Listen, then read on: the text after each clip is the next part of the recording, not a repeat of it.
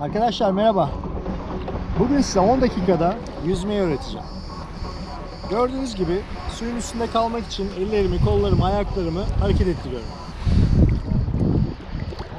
Yüzmek için bu şart. Bunu böyle biliyoruz değil mi? Evet, aslında bu yanlış.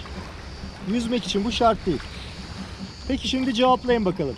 Sizi yüzdüren şey nedir? Yani sizi suyun üzerinde tutan şey nedir? Hepinizin cevapları zannediyorum suyun kaldırma kuvveti değil mi? Evet, suyun kaldırma kuvveti etkenlerden biri. Ama aslında bizi yüzdüren şey ciğerlerimizdeki hava arkadaşlar. Bugün bununla ilgili birkaç pratik yapacağız. Ve gördüğünüz gibi hala ellerimi, ayaklarımı hareket ettiriyorum suyun üstünde kalmak için.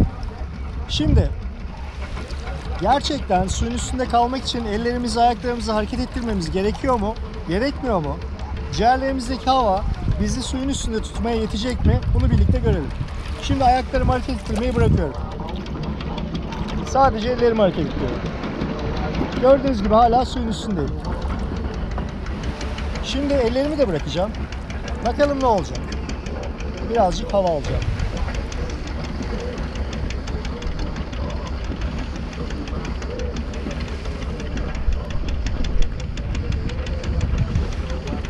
Gördüğünüz gibi batmadım. Yani yüzüyorum.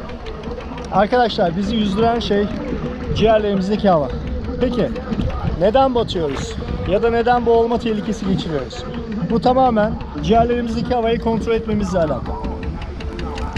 1 litrelik bir tane boş şişe düşünün.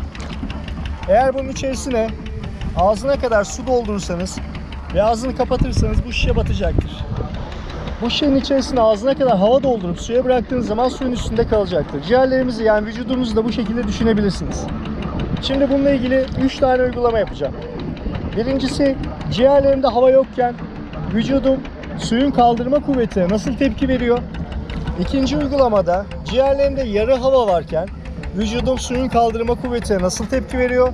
Üçüncüsünde ciğerlerim tam havayla doluyken vücudum suyun kaldırma kuvvetine nasıl tepki veriyor? Bunu birlikte göreceğiz.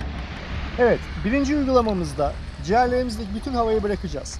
Ve vücudumuz ciğerlerimizde hava yokken suyun kaldırma kuvvetine nasıl tepki veriyor? Bunu birlikte göreceğiz. Başlayalım. Bütün havayı bırakıyorum.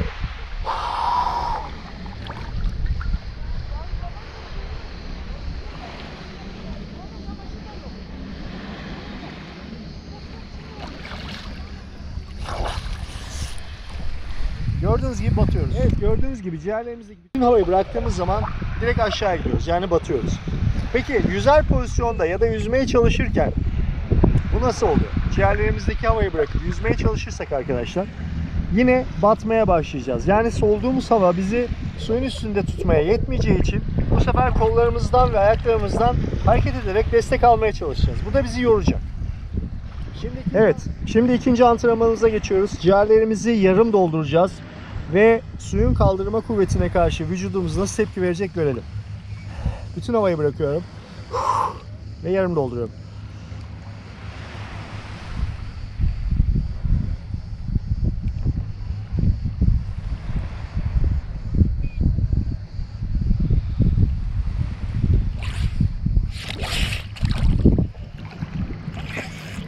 Gördüğünüz gibi yarım doldurduğumuz zaman da batmıyoruz.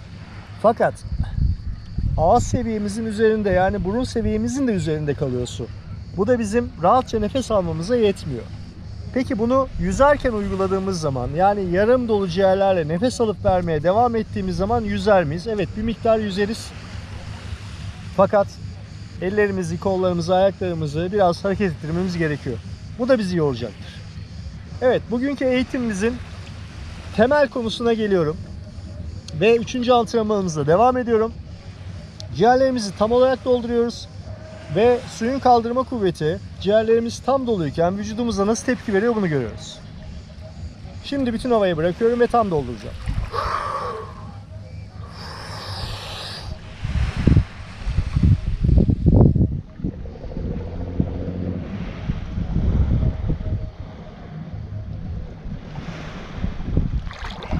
Ayaklarımı da göstermek istiyorum.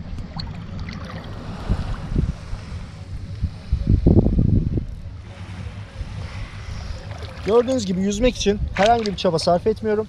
Ellerimi, kollarımı, ayaklarımı hareket ettirmem gerekmiyor.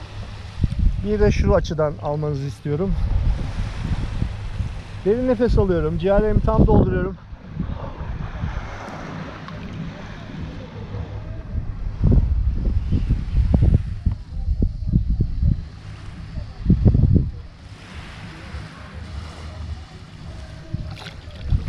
Gördüğünüz gibi timsah gibi suyun üzerinde kalabiliyorsunuz. Peki bu şekilde ciğerlerimiz tam doluyken nefes alıp vermeye devam ettiğimiz zaman ne kadar yorulacağız yüzerken bunu görelim. Ciğerlerimi tam dolduruyorum ve yüzmeye çalışıyorum. Bakın. Sadece ellerimi kullanacağım. Kollarımı dahi kullanmıyorum. Bileklerimden ellerimi kullanıyorum. Ciğerlerimi dolduruyorum.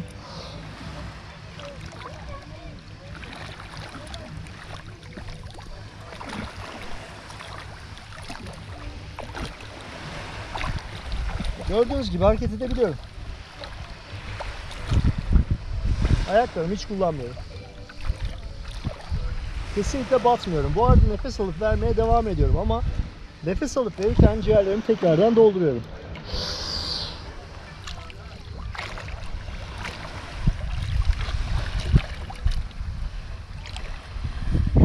Önemli olan ciğerleriniz doluyken nefes alıp vermeye devam etmeniz. Zaten ciğerleriniz dolu olduğu zaman suyun üzerinde kalacaksınız. Bu sizi çok fazla yormayacak ve çok yavaş, ağır hareketlerle kendinize yön verebileceksiniz. Evet. Yapmamız gereken şey ciğerlerimizi tam doldurmak. Daha sonra kendimizi suyun kaldırma kuvvetine bırakmak ve ufak hareketlerle ellerimizle ya da ayaklarımızla bu vücudumuza hareket vermek. Yüzmeyi öğrendiniz. Bu tarz videoların faydalı olduğunu düşünüyorsanız lütfen kanalıma abone olmayı unutmayın. Aynı zamanda kanalımdaki diğer videolardan nefeslenmeyi, ciğerlerinizi tam kapasiteyle nasıl doldurabileceğinizi öğrenebilirsiniz. Kalın sağlıcakla.